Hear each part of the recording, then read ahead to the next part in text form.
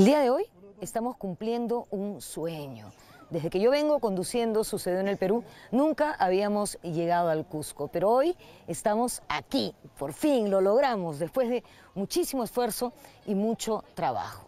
Sí, estamos en el ombligo del mundo, en la cuna del imperio incaico, en la síntesis del Perú antiguo. Y justamente de eso vamos a hablar el día de hoy, del Tahuantinsuyo.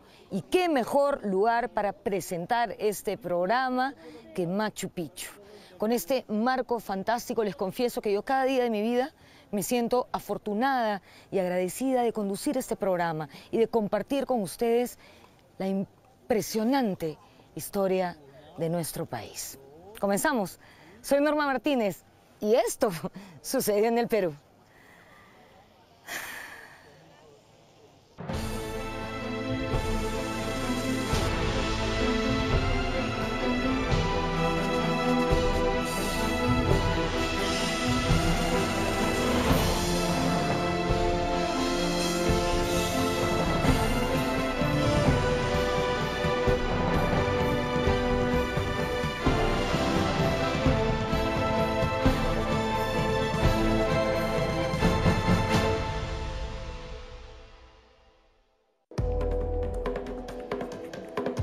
¿Cómo un pueblo que no conoce el hierro, que no conoce el caballo, pudo llegar a un grado de avance más elevado que las culturas del viejo mundo?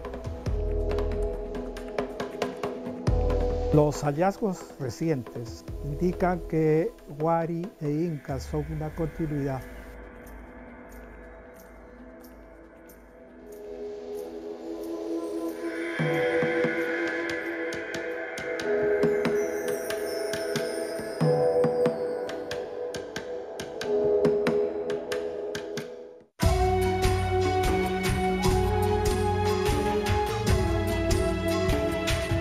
Los incas llegaron a la región del Cusco en el siglo XII, pero fue recién en el siglo XV, durante los gobiernos de Pachacútec y Túpac Yupanqui, que se formó el Imperio Inca, cuyos orígenes se pierden en tiempos legendarios.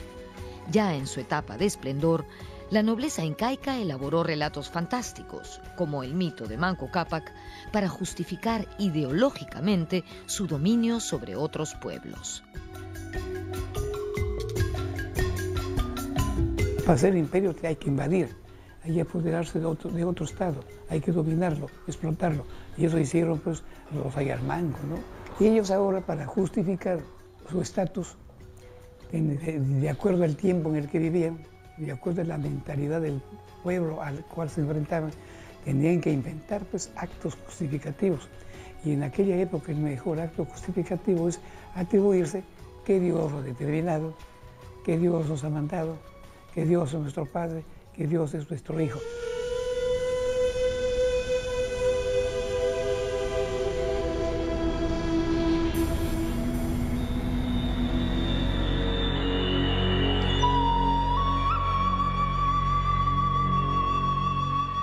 El mito de origen de la pareja civilizadora formada por Manco Cápac y Mama Ocllo emergiendo del lago Titicaca fue relatado por el inca Garcilaso de la Vega.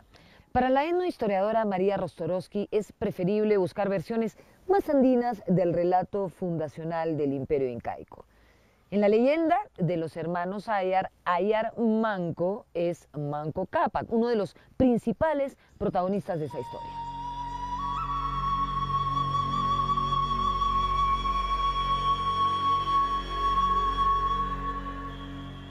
Para el historiador Valdemar Espinosa, Manco Cápac es una figura histórica nublada de aditamentos mitológicos y legendarios.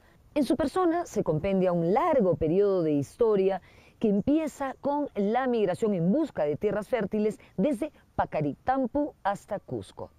¿Cuál es la interpretación de los mitos de origen? Lo sustancial es que los incas no eran originarios del Cusco, sino que llegaron hasta estas tierras para formar una gran civilización desde el sur.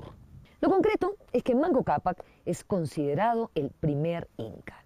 Estamos en los vestigios del palacio de Colcampata, en las faldas de Sacsayhuamán. Según la leyenda, este fue el palacio de Manco Cápac. El historiador Valdemar Espinosa, los incas fueron descendientes del pueblo Puquina, ubicado en la región de Tiahuanaco y cuya capital, Taipicala, fue destruida por invasores llegados desde el sur.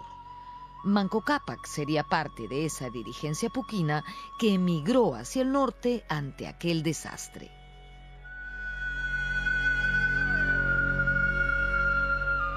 Y buscando tierras de cultivo porque probablemente había ahí problemas, ¿no? La propia arqueología va mostrando que estos mitos tienen razón de ser. Desde hace un par de años, quizás un poco más, se encuentran excavaciones donde hay gente wari muy cerca al Cusco, ¿no?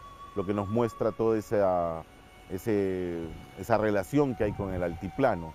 La parte lingüística también nos lo señala, porque parece que los incas antes de hablar quechua hablan aymara y puquina, ¿no? Y después son quechuizados. Según el arqueólogo Luis Lumbreras, los hermanos Ayar están representados en la iconografía wari. El imperio wari antecedió a los incas, tuvo su capital en Ayacucho y extendió sus dominios al Cusco. Hay en Ayacucho unas imágenes que se han encontrado en un sitio llamado Conchopata, en donde hay unos personajes, 3 principalmente, uno que anda con una flecha, el otro que anda con un mazo y el otro que tiene aquí en el hombro un halcón. Cuando uno lee la descripción de cómo eran los mancos, los Ayar mancos, uno encuentra que efectivamente esos 3 personajes existían. Las mujeres más destacadas de los mitos fundacionales son Mama Ocllo y Mama Huaco. La pareja de Manco Cápac fue Mama Huaco. Mama Huaco, que era una mujer muy poderosa. Tanto Huamampoma, Betanzos, Murúa hablan de que era una mujer bastante de mucho poder. Incluso parece que hasta con poderes taumatúrgicos, porque decían ella habla con los cerros, tiene mucho poder. Y ella es la que instaura la estirpe matrilineal. Tal es así que Sinchi Roca, que es el inca que sucede, ¿no?, que viene después de Manco Cápac, es hijo de ella. Y es ella la que, digamos, le pone la mascaipacha, es ella la que lo corona. Según Huamampoma, además de pareja, Mama Huaco fue madre de Manco Cápac. Para María Rostorovsky, Mama Huaco es el prototipo de mujer guerrera, en oposición de Mama Ocllo, la segunda pareja de Manco Cápac, que representa a la mujer hogareña y sumisa. Maritza Villavicencio descarta la idea de los 2 prototipos femeninos y plantea que Mama Ocllo habría sido esposa de Tupac Yupanqui y originaria de Chincha. Aunque, según otros, podría tratarse de un caso de homonimia con el personaje de la leyenda. No en mi versión, sino en la versión de Huamampoma de Ayala, de Martín de Murúa, Betanzos y otros más, es que Mama Ocllo fue la esposa de Tupac Yupanqui, o sea, fue la coya que gobernó con Tupac Yupanqui. Ella fue la madre de Huayna Cápac, el antepenúltimo inca. Entonces comprenderás que hay una distancia generacional, que Mama Ocllo no pudo estar en la fundación en el inicio, ella estuvo después. Ella fue la que acompañó la mayor expansión territorial y marítima del Tahuantinsuyo.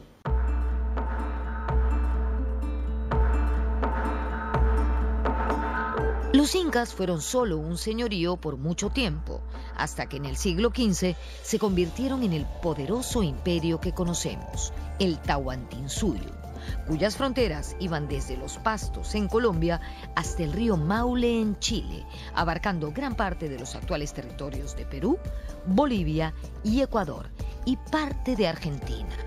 Este enorme estado, que tenía como columna vertebral a la cordillera de los Andes, abarcaba más de un centenar de etnias. Esta expansión se produjo luego de vencer a los chancas, un pueblo guerrero proveniente de Apurímac y Ayacucho. Los incas establecieron el quechua o runa simi como lengua única para consolidar sus dominios.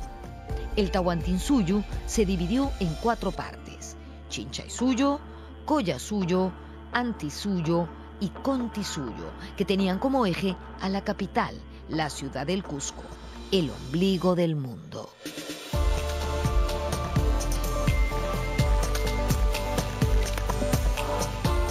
Para la sociedad inca era muy importante, digamos, el tema de la dualidad y la cuatripartición. Tenía que tener, digamos, su complementariedad, que también se le puede mencionar como su yanantin. Y como ejemplo, digamos, está el Cusco, que estaba dividido en dos partes, en el Hanan Saya y en el Urin Saya. Y a su vez cada saya, obviamente por este principio de dualidad, tenía que subdividirse también en dos.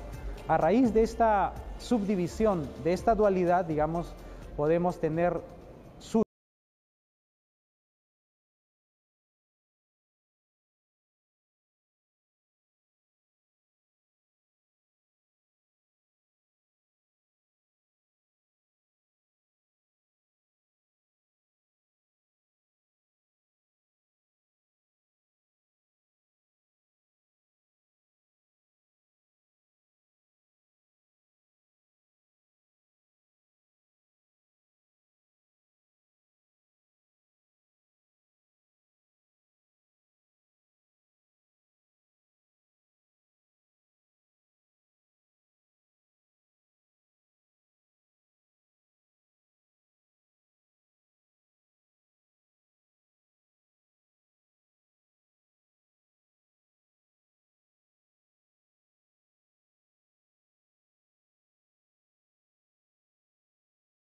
Y apogeo, la organización social inca debió haber sido bien simple.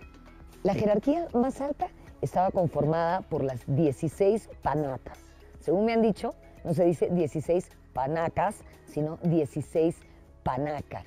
Y en ellas, o entre ellas, se elegía a los gobernantes cusqueños. Los ayllus de los incas más recientes tenían más prestigio que los de los incas más antiguos. Luego, en jerarquía, seguían los 10 ayllus custodios, como los llamó el cronista español Sarmiento de Gamboa. Estos ayllus estaban a cargo del cuidado de la ciudad y del Inca. La élite inca habitaba en palacios. En este momento estamos en el Hotel Monasterio. Esto fue el monasterio de San Antonio de Abad y antes de eso fue parte del Yachayhuasi, el lugar donde estudiaba la nobleza incaica. Como pueden ver, es un sitio espectacular.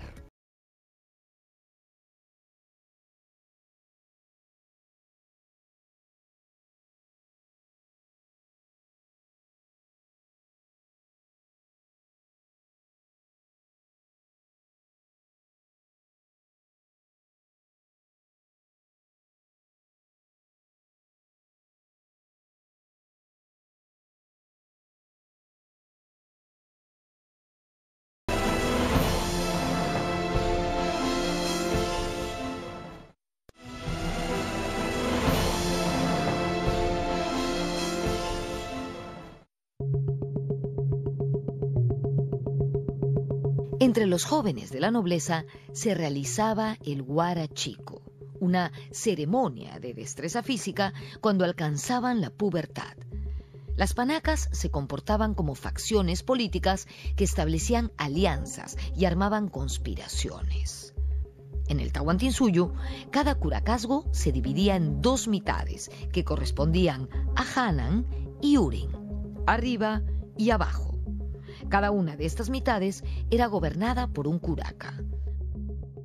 Uno de los curacas se hallaba siempre subordinado al otro. Ese era el principio andino de dualidad. Además, el poder femenino fue importantísimo. Las collas no eran unas mujeres sometidas al Inca. El Inca no tenía un poder omnímodo o de gran emperador como se quiere o como se ha querido hacer creer a través de la historiografía peruana. No, el papel, el rol de la colla era tan importante como el rol del Inca. Y después vienen las iñacas, esas mujeres que son representantes de las diferentes regiones y localidades, pero en el centro mismo del poder, en el Cusco. Por eso, Ciudema dice que las iñacas eran las que organizaban todo aquel calendario agrícola, todo el calendario de producción y el calendario ritual.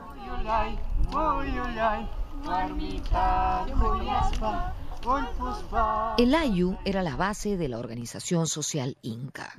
Se trataba de un grupo compuesto por una familia extendida, unida por lazos de parentesco y reciprocidad. Los Ayllus tenían una misma autoridad, llamada curaca, y procedían de un mismo lugar de origen. Los pobladores comunes eran llamados Hatun Runa y eran la fuerza productiva del imperio. Agricultores, pescadores, constructores y artesanos.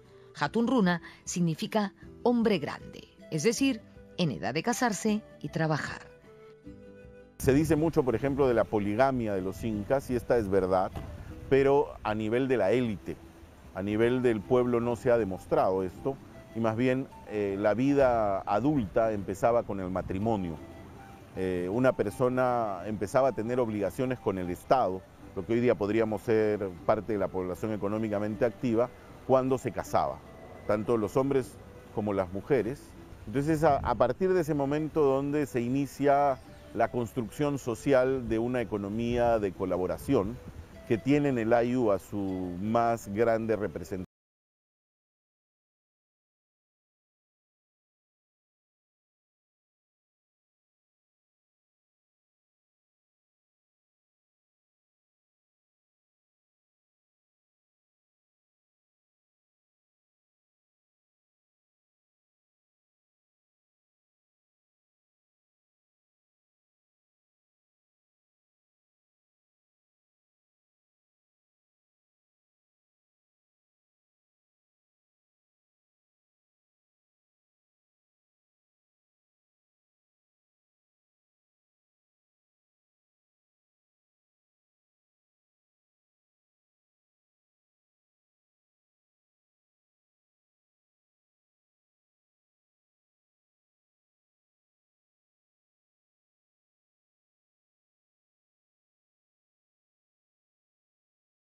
Vamos a hablar ahora de un lugar importante para las mujeres en Cusco, el Acyahuasi o Casa de las Escogidas.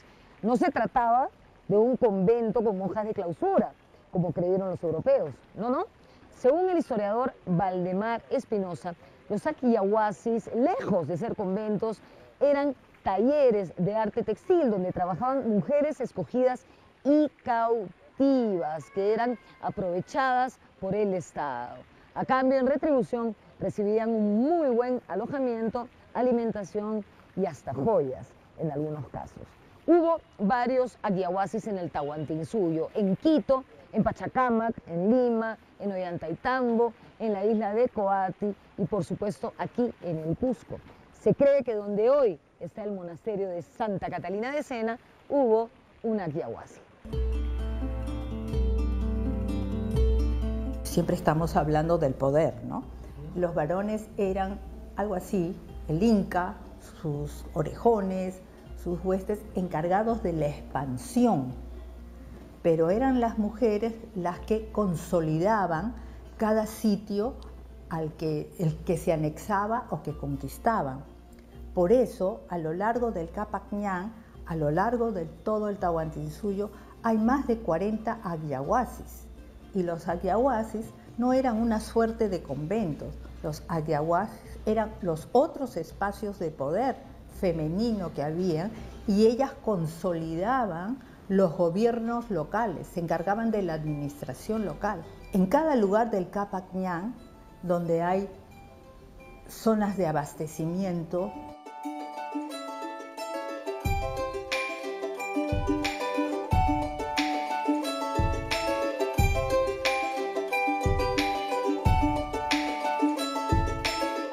la población del Tahuantinsuyo vivía en el campo. Los centros urbanos eran sobre todo para los burócratas. Recordemos que las comunidades prehispánicas solían moverse de acuerdo a las condiciones geográficas para así poder realizar sus actividades agrícolas. En un espacio como los Andes, en una geografía como los Andes, que es tan difícil, tan hostil, ¿no? Era muy conveniente tener tierras, digamos, en la costa, hacer uso de espacios en la costa, en el Valle Medio, en las zonas cálidas, en las zonas altas, en las zonas de pasturas, por lo tanto, digamos, todas las sociedades tenían acceso a diferentes espacios ecológicos y muchas sociedades locales podían estar haciendo, digamos, un uso en paralelo de los mismos espacios, ¿no? No todo el ejercicio territorial era continuo, era discontinuo, estaba como salpicado, tal como lo mencionó John Murray dentro de sus textos de la verticalidad y los archipiélagos territoriales, ¿no? La reciprocidad fue un principio básico en la economía incaica. El hoy por ti, mañana por mí. La reciprocidad, la ayuda mutua, permite la reproducción de la familia. La familia se reproduce cientos, miles de años con ese sistema. Pero la familia vive pues, en grandes comunidades, grandes pueblos, huracazgos, provincias, comunidades que trabajan para ellos con la reciprocidad, que trabajan para la provincia, para la región en conjunto y trabajan para el Estado también. No entran en crisis aunque se produzca un cataclismo, aunque se produzca un fenómeno del Niño, aunque el agua arrase, porque las otras comunidades le suministran lo que necesita hasta que se recompongan. Era un sistema muy sabio. Del mismo modo, establecer vínculos de parentesco era la base fundamental para formar alianzas. A partir de la etapa de la expansión, a partir de la época probablemente del Inca Pachacútec, ¿no?, en el cual, digamos, se trata de hacer un mayor ejercicio de poder ritual, ceremonial, en la cual, digamos, se da todo una difusión del culto solar. Y en ese sentido, digamos, se trata, digamos, de una constante movilidad de parte de la élite inca hacia todo lo que sea, digamos, el entorno de Cusco. Y en ese sentido, el Inca va viajando constantemente y logrando alianzas con las sociedades locales, con los curacas locales, ¿no? Y la forma, digamos, de establecer esas alianzas era por medio de establecer parentescos, en el cual, digamos, el Inca se casaba con las hijas o con las hermanas de los curacas locales, y asimismo, digamos, los curacas locales hacían lo mismo con las hijas, ¿no?, del Inca o las hermanas del Inca, y se establecían fuertes lazos de parentesco.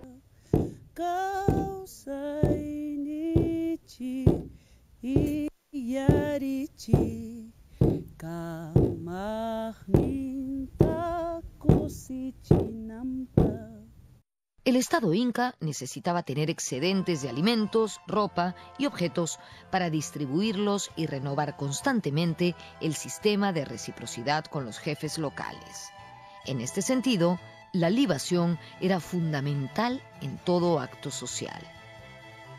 No podía haber ninguna ceremonia, ninguna alianza, ningún matrimonio, ninguna actividad sin que esté presente la libación. Con la libación, digamos, con el beber, con el brindar, tomar la chicha entre los curacas, el Inca, las momias, se empezaba todos los actos, ¿no? Y asimismo se sellaba todos los actos con esto. La libación siempre estaba presente.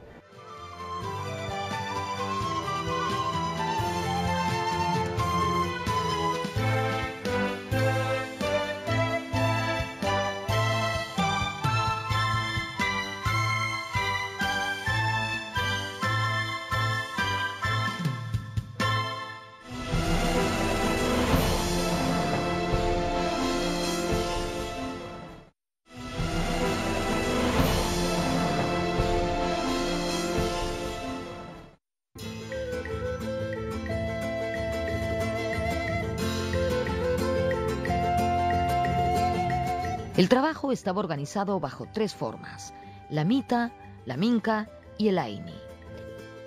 La mita era el tributo, el trabajo colectivo que se cumplía por turnos a favor del Estado. Lo comunal siempre estaba por encima de lo individual. Cuando se forma el Estado, el imperio, hay otra medida económica que permite el funcionamiento del imperio. Es la mita, o sea, el tributo de todos, pero de toda la gente que está en condiciones físicas de poder trabajar y producir, sembrar, criar animales, tejer, trabajar en las minas. porque el Estado necesita eso para retribuir pues, a la gente que trabaja a su favor, a los soldados, a los agricultores, a los tejedores. Eso no es esclavismo, eso no es feudalismo, eso no es capitalismo, eso es otro nombre que darle a eso. Y el nombre que se propuso hace tiempo y sigue vigente es modo de producción comunal tributario. Estamos hablando de una economía donde no se usaba la moneda, donde no se conoce el comercio, sí el intercambio, pero no intercambio por moneda, por metálico. Y entonces el trabajo se vuelve sumamente importante. Es lo que le da la gente al Estado como contribución a través de la mita, es lo que la gente entrega como contribución a su propio ayu a través de la reciprocidad, el aini. Entonces cada quien tiene un encargo. Yo estoy encargado de cultivar la coca, él está encargado de cultivar la papa, el otro está encargado de cuidar el ganado, pero todos nos ayudamos. La minca o minga era el sistema de trabajo a favor de la comunidad. Por ejemplo, la construcción de puentes. La minga, el trabajo comunal, permite la reproducción del pueblo y el pueblo no pasa hambre, no pasa nada, porque necesita riego, todos se juntan para distribuir las aguas y se distribuyen con justicia, con orden, con equidad. El aini era el sistema de ayuda mutua al interior del ayllu, trabajo colectivo que una persona solicitaba a sus parientes. Por ejemplo, una nueva pareja podía solicitar ayuda para la construcción de su casa. Recordemos que todo acto social o económico, por ejemplo la siembra o la cosecha, era dotado de un carácter festivo.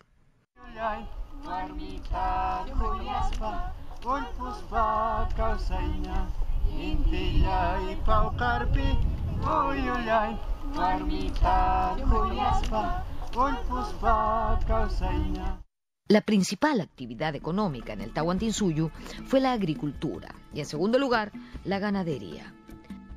Se trató de una economía mixta, con tecnología agraria basada en conocimientos ancestrales como, por ejemplo, técnicas de chacras hundidas, terrazas o andenes. La papa fue el alimento básico, mientras que el maíz y la coca eran consideradas plantas sagradas. La tierra no es un bien, sino la tierra es una diosa, tiene nombre, se llama Pachamama. El cultivo de la tierra es un ritual. La tierra no se puede poseer, porque no puedo tener yo una parte de la diosa y otra persona otra parte de la diosa. Para cultivarla hay que sacralizarla, hay que mandar ancestros a vivir en la tierra, socializarla y hacerla parte mía. Además, la tierra en el mundo andino, la tierra fértil es un producto escaso, ¿no? No construyeron andenes por deporte, sino porque no habían las suficientes tierras de cultivo para todos.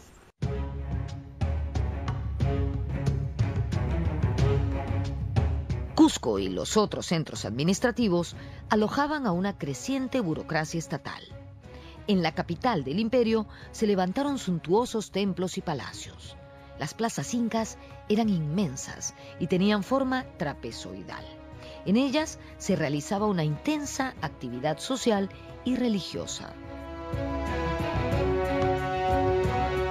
Fue el Inca Pachacútec quien diseñó la grandiosa ciudad del Cusco que recogieron las crónicas.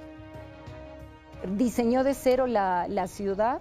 Esta se organizó en base a un gran espacio abierto que era la plaza, el Aucaipata, que es la plaza que conocemos ahora, y Regocijo. Era un solo gran espacio.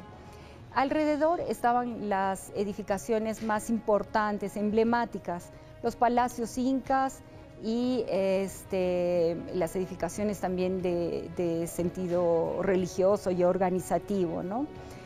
En la plaza estaba el Ushno, probablemente en la zona en la que ahora está la catedral, y estaba el Sunturhuasi, que era una edificación circular, probablemente delante de lo que ahora es la compañía, que en ese entonces era el Amarucancha, que era también un palacio inca.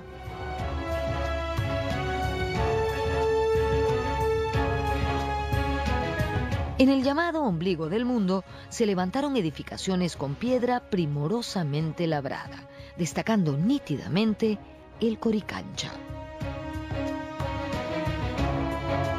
El Coricancha, el Templo del Sol, que era el centro religioso importante de todo el imperio. Este sistema que se organizó tenía además un sistema de líneas imaginarias, que son los seques, que organizaban como punto central el Coricancha y partían radialmente organizando o alineando las huacas.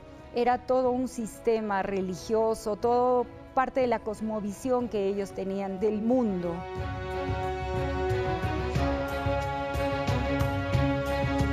Entre los principales funcionarios del Estado inca estaba el inspector o veedor, el tucuy-ricuy, también conocido como el que todo lo ve, o los ojos y oídos del inca. Los quipu camayoc eran los encargados de los quipus, que servían para contabilizar. Se piensa que también eran una forma de escritura. Los incas parecen haber asimilado del Imperio Wari no solo aspectos artísticos, sino técnicas agrícolas y de construcción.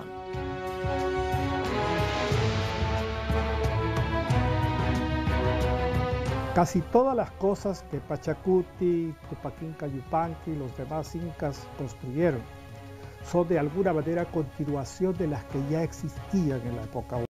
Separar Wari de los incas por el momento se va haciendo cada vez más difícil, o sea, la diferencia es como la del abuelo al nieto, pero las evidencias, fuera de lo que antes conocíamos, que era básicamente la cerámica, los tejidos y demás, ya son definitivas. Existía el quipu, encontramos el quipu ya en un proceso de conformación similar al de los incas, encontramos los sistemas de drenaje, el sistema hidráulico de Wari es muy parecido al de los incas.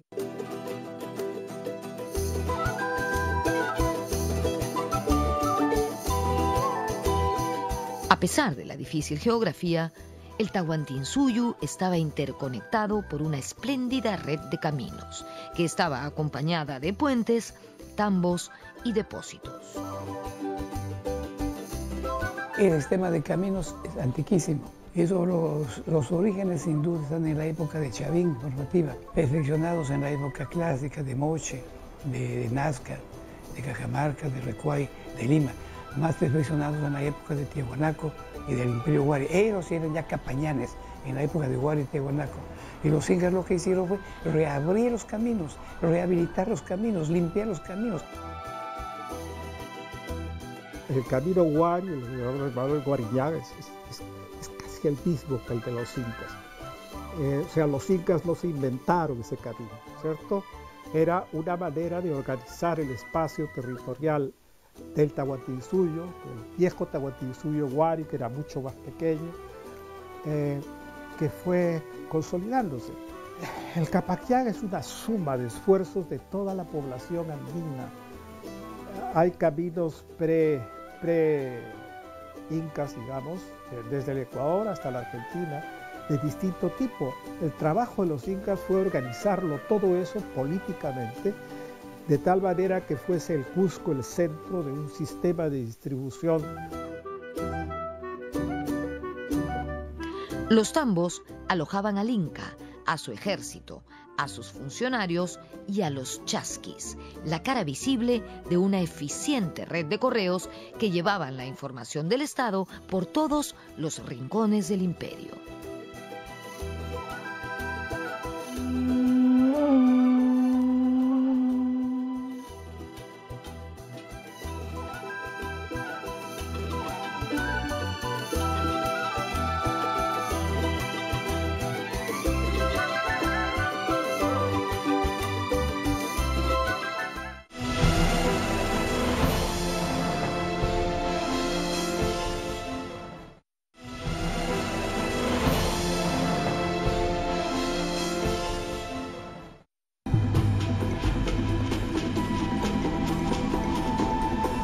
Para la conquista de nuevos territorios, los incas utilizaron sobre todo la diplomacia. Hay dos maneras de conquistar o de someter a otra persona, ¿no? Por el lado pacífico, que en realidad es medio amenazante, ¿no? O sea, te das cuenta que soy poderoso, mejor únete a mí y evítame que te haga la guerra. Y evítate a ti morir o morir a tu gente. Pero ya si eso no funciona, entonces viene la guerra. Cuando habían alianzas, las alianzas se hacen a través del matrimonio. Entonces el inca se casaba con una mujer de cada grupo étnico o dos y además le entregaba al curaca, al jefe étnico, una agya cusqueña para que se estableciera la alianza. Una vez celebrados estos matrimonios, ya hay una alianza política de subordinación, evidentemente, por parte del sometido. Las conquistas de los señoríos de Chincha e Ichma en la costa son ejemplos de conquistas pacíficas, donde incluso los incas respetaron la poderosa divinidad que dominaba la región, Pachacamac.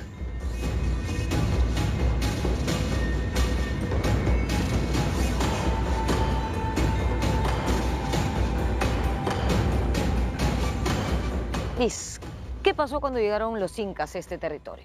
Bueno, los incas llegan más o menos en 1470 y a su llegada ellos, respetando el culto a Pachacamac, deciden también construir aquí las instituciones incaicas más importantes. Por ejemplo, el Templo del Sol. Que es este que vemos aquí, ¿verdad? El punto más elevado del santuario. Cogen un sitio estratégico. También piden construir la casa o el Aguiahuasi, o la Casa de las Mujeres Escogidas, y la Gran Plaza de los Peregrinos. ¿No? En general son las tres instituciones incas que nosotros encontramos en casi todos los sitios, ¿no? O sea, una Aguiahuasi, un Templo del Sol y una Gran Plaza. ¿Y los incas respetan el culto que había aquí o destruyen lo que había y construyen nuevos edificios? No. En general respetan ya lo construido, ¿no? Cuando ellos llegan ya encuentran el santuario ya ocupado, pero, por ejemplo, en el caso del Templo del Sol, se asume que probablemente haya sido construido sobre un antiguo edificio lima, ¿no? Después la plaza del Aguiahuasi, no tenemos evidencias de que hayan sido construidos sobre algún tipo de edificio más antiguo. Pero en general, todo lo demás, la estructura del santuario es respetada. Pero si la diplomacia no funcionaba, se utilizaban las armas, como ocurrió, por ejemplo, con los señoríos de Huarco en Cañete, los Colli en Lima o los Chimú en el norte. La arquitectura inca se caracterizó por su sencillez, solidez, simetría y monumentalidad. Los incas asimilaron experiencias de otras culturas como Tiahuanaco. Algunos estudiosos como Gasparín y otros que han intentado explicar esto, nos dan explicaciones simples. Por ejemplo, sobre el traslado de la piedra, realmente eran bloques que desprendían, grandes bloques que probablemente los trasladaban por rampas que debían de tener una pendiente de no más de 10 grados, con el uso de rollizos y jalados por los hombres, ¿no? Incluso hay esquemas sobre cómo podían ser este trabajo y rampas que se iban extendiendo hasta el lugar donde se quería edificar. Estos muros ciclópeos tienen un perfil trapezoidal. Esto, inclusive ahora sabemos que es un sistema antisísmico porque tienen la base más ancha y en tanto van subiendo el muro, va adelgazando, es un elemento antisísmico. La arquitectura inca tiene ejemplos formidables, como la imponente Sacsayhuamán, que domina el Cusco y cuya función específica todavía es un enigma. Y si hablamos de maravillas arquitectónicas universales, cuando mencionamos Machu Picchu, el resto es silencio.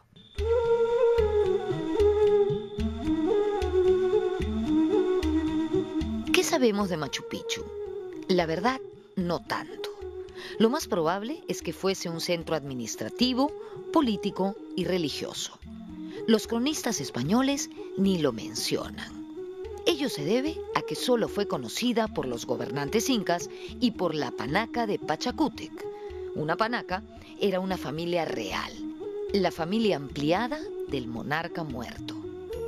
También se dice que se trataba de un lugar de refugio y de defensa en caso de alguna invasión. Y esto es factible, pues se encuentra en una zona alta y agreste donde se llega por caminos secretos. Tiene terrazas, andenes, sistemas de riego, almacenes, talleres de artesanos, en fin, todo lo necesario para ser autosuficiente. Lo maravilloso de Machu Picchu no reside solamente en su construcción, sino en cómo esta armoniza con el entorno, con la naturaleza, con el paisaje. El diseño es un todo, como podemos ver. Y los incas eran unos genios en este sentido. Tenemos tanto que aprender.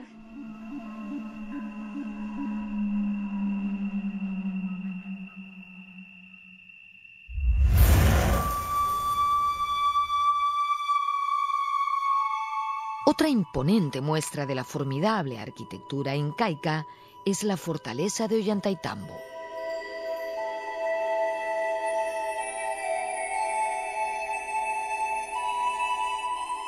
El complejo arqueológico de Ollantaytambo se ubica a 80 kilómetros de la ciudad del Cusco, en pleno Valle Sagrado de los Incas. Es un inmenso lugar que fue un centro religioso, agrícola y militar inca.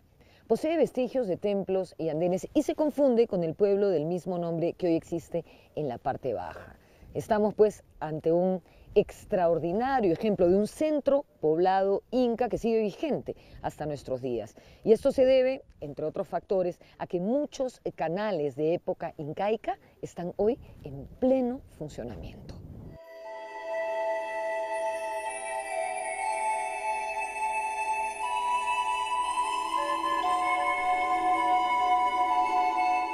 Ollantaytambo es un notable ejemplo de arquitectura militar por sus murallas levantadas con enormes bloques megalíticos.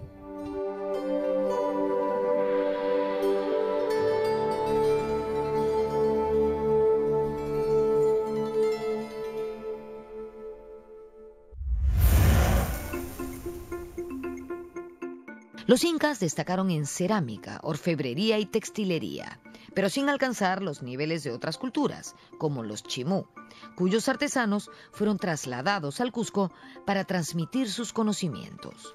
Una pieza característica de la cerámica inca es el aríbalo, que servía para almacenar y transportar bebidas y alimentos como la chicha de maíz y la quinoa.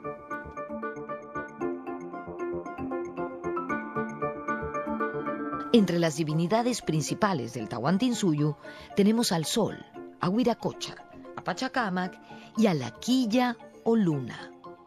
El sacerdote máximo del Sol era Vilac Humu. Además del culto a los dioses, estaba el destinado a los muertos, los malquis o cuerpos momificados de los antepasados. Con el tiempo, estas momias adquirieron tanto poder que incluso compitieron con el mismo soberano. Hay una frase muy dramática que presenta Pedro Pizarro y que se le atribuye a Huáscar, que dice que ya está harto de que este mundo sea gobernado por los muertos y quiere enterrar y matar a los muertos para que el Tahuantinsuyo sea de los vivos. Y esto porque las panacas incaicas, los ayllus reales, tenían muchas tierras y estaban estas asociadas a los muertos, a las momias que presidían el culto de cada uno de estos grupos, ¿no? Entonces Huáscar quería de alguna forma reordenar eso y dándole ese poder al inca gobernante y no a los grupos de poder que siempre estaban ahí en constante lucha. El imperio de los incas fue el broche de oro de la milenaria civilización andina. Un programa de 45 minutos es muy corto para condensar toda su historia, pero más adelante les ofreceremos más.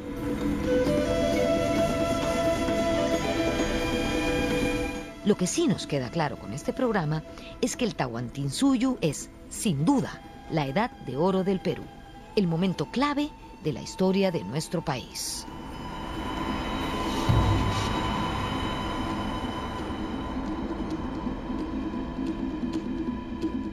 Ellos fueron sabios, inteligentes, porque no desperdiciaron nada de lo bueno del pasado, de tal manera que fundaron un imperio que asombra al mundo.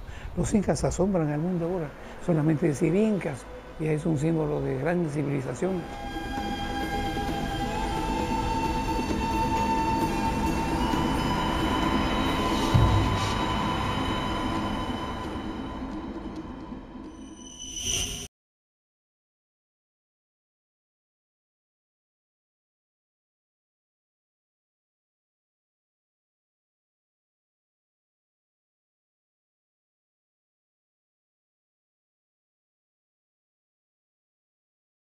El Tahuantinsuyo no fue el mundo perfecto, ni la sociedad ideal, donde siempre reinaba la justicia, la paz, la armonía, no.